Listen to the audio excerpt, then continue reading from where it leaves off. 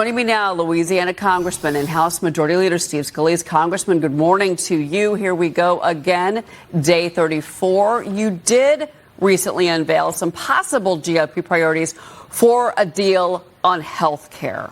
What are they? Well, Cheryl, it's first good to be with you. And, you know, if you go back before the reconciliation bill, Republicans have been working on a number of really smart, proven ideas, all focused on lowering health care premiums. Of course, if you look at what the Democrats have done, Obamacare is the law of the land, and it's all Democrat policy. And it's been raising premiums, 80% increase in premiums for families under Obamacare. And that's even after they've masked it with hundreds of billions of dollars in subsidies to insurance companies. So clearly that's failed. What we want to do is do things that can actually lower premiums for families. We had a provision called cost-sharing reductions in the reconciliation bill. It passed the House. It was scored by the CBO to lower premiums by 11% on families. You would get 11% lower premium in your renewal if you're a family under our bill. Democrats are the ones who went and fought it in the Senate. They had it removed in the Senate. So Democrats have never cared about lowering premiums. But those good ideas are still out there. PBM reform is something we had passed last year. We have other ideas, too, you know, pooling together health savings accounts, small businesses pooling together to lower premiums. Again, every time we've come together, all of our committees of jurisdiction, we've put ideas on the table that focus on lowering premiums, and Democrats have never wanted to be a part of that conversation, unfortunately. It's going to be interesting to see, though, how different senators or members of the House like yourself, sir, that are going to approach these negotiations, if indeed when the government reopens, we hope very soon, because a lot of these major blue cities across the country have used the Obamacare subsidies and that federal funding to offset their own budget problems. I point to Chicago, the city of Chicago. So how do you stop that? Because at the end of the day, and we go back to what the American people asked for, which was fiscal responsibility in Washington, that you stop the bailout. Obamacare was never supposed to cost the federal taxpayer what it has ended up costing all these years later. I mean, how do you even come to terms on this? Remember, Cheryl, they named it the Affordable Care Act. You should always watch when Democrats name something. You know, the Inflation Reduction Act, remember that under Biden? Inflation Reduction Act dramatically increased inflation. The Affordable Care Act is unaffordable health care for families. And by the way, it's broken up the doctor-patient relationship. So all these states that want more bailouts, insurance companies that are seeing record profits and want more bailouts. Interesting that the Democrat Party is the one fighting to get those bailouts to those insurance companies while families pay more in premiums. Republicans are fighting for lower premiums and to root out the waste, fraud, and abuse in these programs. Let's not forget that. There's hundreds of billions in waste, fraud, and abuse. Just the tax credits alone, the estimates are 40% of the people that have them don't even know they have them because you can get registered through very deceptive schemes. You don't even have a co-payment for people that are making $300,000-$400,000 a year.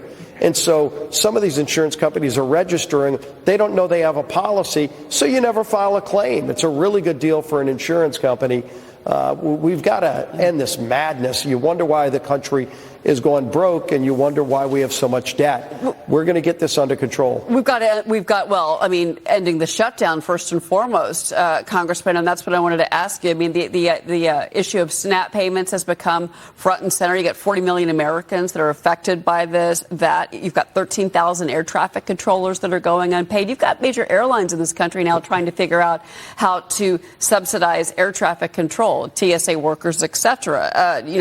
Because they know that they need the airports to operate, if you will. I mean, doesn't this get to a breaking point this week?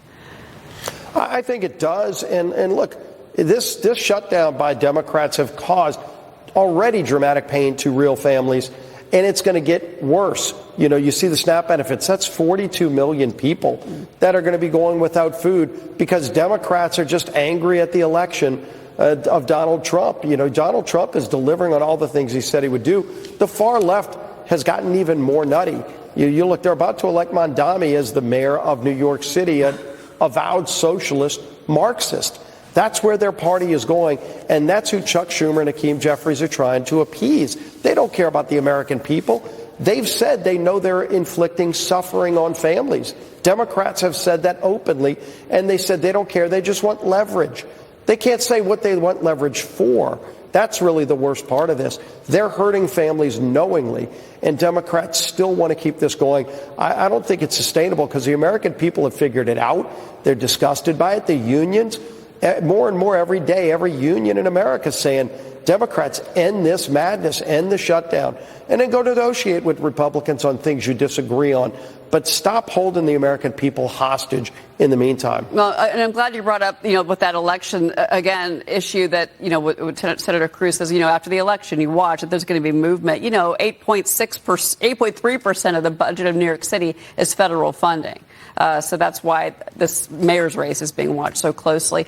There is a major issue this week for President Trump's trade agenda. I want to ask you about this. The Supreme Court is going to be hearing oral arguments Wednesday over the president's emergency tariff authority. Now, he confirms he's not going to attend that hearing, Congressman. What are your thoughts on this, and what do you expect to hear from SCOTUS on Wednesday? Well, whether or not the president is going to be allowed under the Supreme Court, we can't predict. It's everybody that tries to predict the Supreme Court, they're about right maybe 50% of the time on a good day.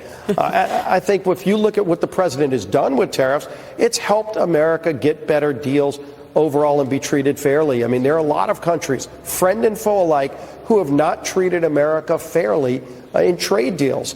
China's been the worst offender because they manipulate their currency. They do a lot of other things, steal intellectual property. But even our friendly nations have had the same kind of problems. And so what President Trump has done with tariffs so far is open up markets. A lot more American goods are available now in other countries because of these tariffs.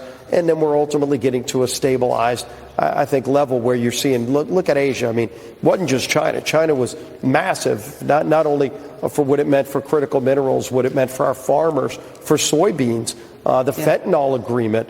But there were other Asian nations, too, that he got deals with. And he's working on European deals to get better deals, Canada, Mexico. So this president doesn't rest. He's amazing at how much he delivers for the American people. Oh, and by the way, he's working on global peace in the Middle East and in Ukraine and Russia. That's what President Trump does. He delivers on what he said he would do. And sadly, the left is going nuts because of that. They don't want to celebrate success for America. And the rest of the country is watching in disbelief at the meltdown of the Democrat Party. Yeah, no, it's such an incredible change from what we saw under 4 years of President Biden. Just in the amount of news, pen making all the decisions, pardoning people, and Biden didn't even know what was going on. For goodness' sake, this president's in the middle of some major things that are good for this country and good for the world globally. Yeah, it really is incredible. Congressman Steve Scalise, it's always a pleasure to speak with you. Thank you so much for being here.